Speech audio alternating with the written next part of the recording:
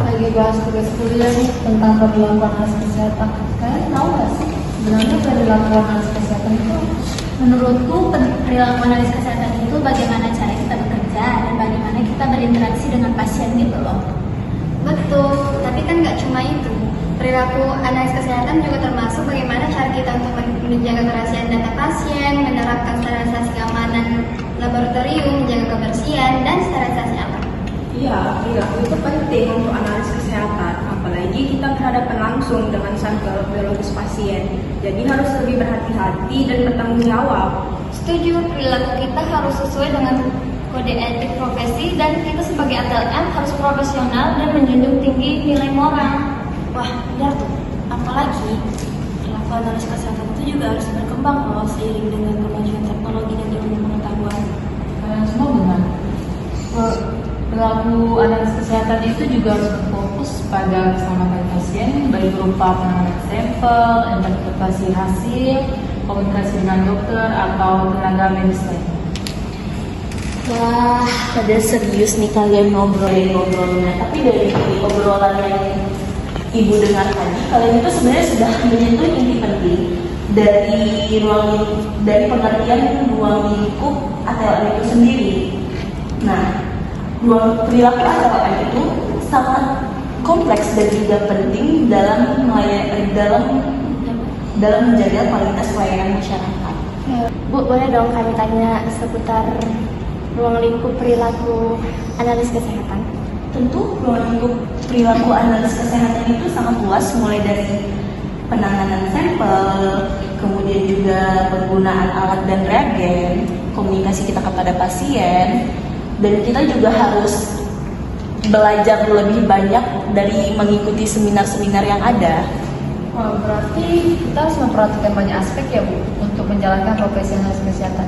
Ya, semua aspek itu berkaitan dan harus dijalankan dengan penuh tanggung jawab.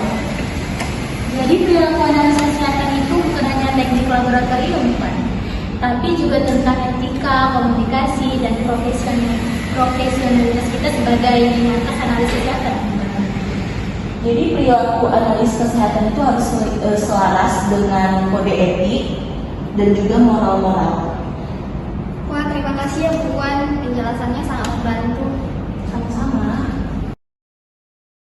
Kesimpulan dari percakapan ini menunjukkan bahwa analis kesehatan harus menjaga kualitas pelayanan kesehatan yang luas lingkupnya, luas dalam berbagai aspek, mulai dari penanganan sampel, penggunaan alat dan reagen, interpretasi hasil, komunikasi hingga kerahasiaan data dalam pengembangan diri. Itu semua aspek yang harus dijalankan penuh tanggung jawab. Tolong pastikan alat dan bahan kita ini steril dan lengkap. Kita tidak boleh lengah di pekerjaan kita ini karena keselamatan pasien itu tetap prioritas kita. Tenang Mika, saya sudah mengeceknya, tapi terkadang saya masih ragu karena banyak pekerjaan dan kurangnya sumber daya. Bagaimana bisa kita memberikan pelayanan yang optimal dengan kondisi seperti ini? Iya, benar juga tuh. Soalnya seringkali kita harus bekerja lembur untuk menyelesaikan semua pemeriksaan sampel. Padahal kan kita juga berhak untuk istirahat dan menjaga kesehatan kita. Dek, hasil pemeriksaan lab tadi sudah keluar. Saya sudah menunggu berjam-jam dan pasien juga semakin cemas. Sabar ya dok, soalnya kami juga udah secepat mungkin untuk menyelesaikan pemeriksaan ini. Hanya saja pemeriksaan laboratorium ini memang butuh ketelitian dan memang harus tidak bisa terburu-buru.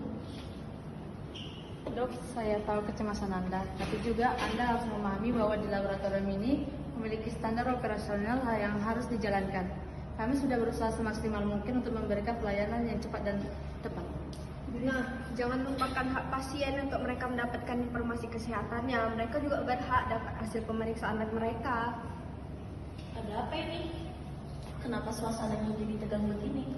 Betul, kami sedang membahas hak dan kewajiban kita sebagai tenaga kesehatan laboratorium. Terkadang kita dilema, kita harus menghargai dan menghormati hak pasien dan kita harus bekerja dengan baik. Maaf mengganggu, saya sudah menunggu hasil pemeriksaan laboratorium saya, tapi hasilnya tak kunjung keluar. Kondisi saya sudah semakin menurun. Ibu, sabar ya Bu, mungkin hasil laboratorium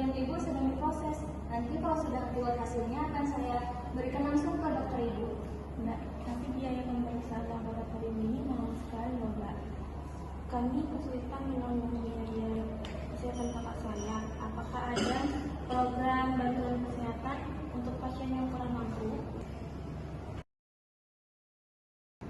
Saya setuju Mika, kita harus banyak belajar dan menginovasi tentang pelayanan kesehatan.